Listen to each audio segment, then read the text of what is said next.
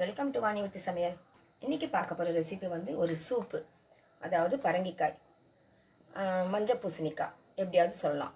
இது எப்படி பண்ணுறதுன்னு பார்க்கலாங்க. முதல்ல ஸ்டவ் ஆன் பண்ணிவிட்டு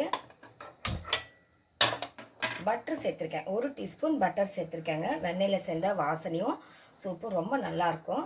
இதுக்கு வந்து ஒரு ஃபுல்லாக பெரிய கப் அளவு பரங்கிக்காய் எடுத்திருக்கேன். ஒரு 10 பல்லு பூண்டு எடுத்திருக்கேன். ஒரு சின்ன வெங்காயம் எடுத்திருக்கேங்க. ஒரு அரை டீஸ்பூன் ஜீரகம் எடுத்திருக்கேன். ஒரு அரை பச்சை மிளகாய் எடுத்திருக்கேன். அவ்வளோதாங்க போடணும். பச்சை மிளகாய் ரொம்ப போடக்கூடாது. இதுக்கு மிளகுத்தூள் தான் போடணும், ஓகேவா? அதுக்காக இது மட்டும்தான் சேர்த்துருக்கேன். இதெல்லாம் சேர்த்து வதக்கிக்கலாம். ஒன்றா வதக்கிக்கலாம்.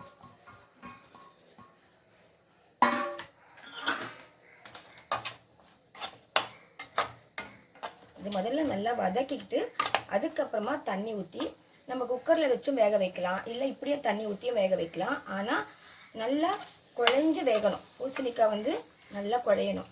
அந்த அளவுக்கு வெந்த பிறகு நம்ம தண்ணியெல்லாம் வடிச்சிட்டு காயை மட்டும் எடுத்து மிக்சி ஜாரில் போட்டு நல்லா அரைச்சிடணும். அரைச்சிட்டு அதுக்கப்புறமா கொஞ்சமாக உப்பு மிளகுத்தூள் சேர்த்து கொதிக்க வச்சுட்டா சூப்பரான சூப் ரெடி ஆகிடுங்க.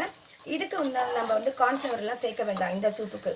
ஏன்னா பரங்கிக்காய் வந்து கொஞ்சம் இந்த பரங்கிக்காயோட விழுது வந்து கொஞ்சம் திக்காக இருக்கும், சாப்பிட நல்லாயிருக்கும். அதனால் இதுக்கு ஒன்றும் சேர்க்க வேண்டாம்.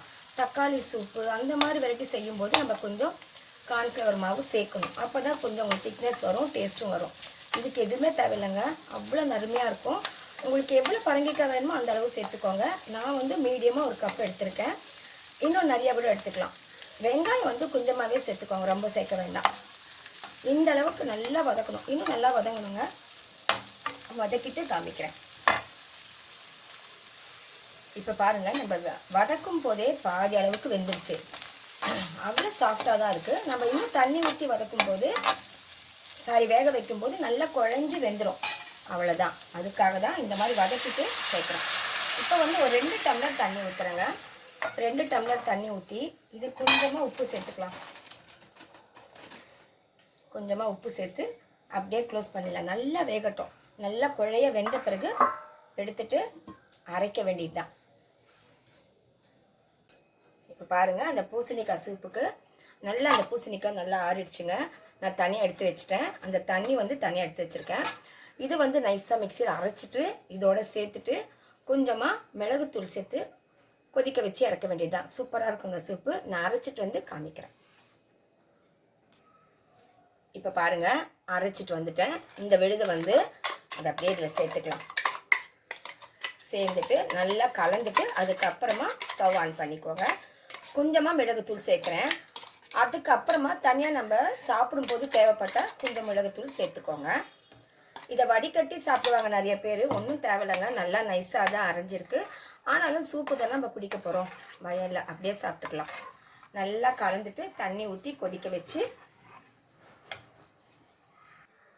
இப்போ பாருங்கள் ஃப்ரெண்ட்ஸ், நல்லா கொதிச்சிடுச்சு. இந்த அளவுக்கு கொதிச்சா போதுங்க. நல்லா வேக வச்சு நம்ம அரைச்சிருக்கோம் பாருங்கள், இந்த அளவுக்கு போதும். இப்போ மிளகுத்தூள் சேர்த்துக்கலாம். கொஞ்சமாக தான் சேர்க்குறேன், தேவைப்பட்ட அப்புறமா சேர்த்துக்கலாம். இது போதும், இந்த அளவுக்கே போதும். சூப்பராக இருக்குங்க. அவ்வளோதான். இந்த மாதிரி சூப் செஞ்சு சாப்பிடுங்க, ரொம்ப உடம்புக்கு நல்லதுங்க. சாலடு சூப்பு இந்த மாதிரி இந்த வெயில் காலம் வந்துடுச்சு இல்லையா, அப்பப்போ நம்ம எடுத்துக்கணும் இதெல்லாம், ஓகேங்களா? நான் பவுலுக்கு மாற்றிட்டு காமிக்கிறேன்.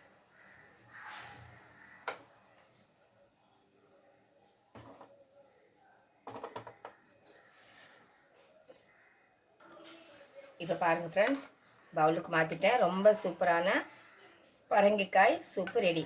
நீங்களும் ட்ரை பண்ணி பாருங்கள். பிடிச்சிருந்தால் லைக் பண்ணுங்கள், ஷேர் பண்ணுங்கள், கமெண்ட் பண்ணுங்கள். மறக்காமல் என் சேனலை சப்ஸ்கிரைப் பண்ணுங்கள். அடுத்த வீடியோவில் சந்திக்கலாம். பாய்.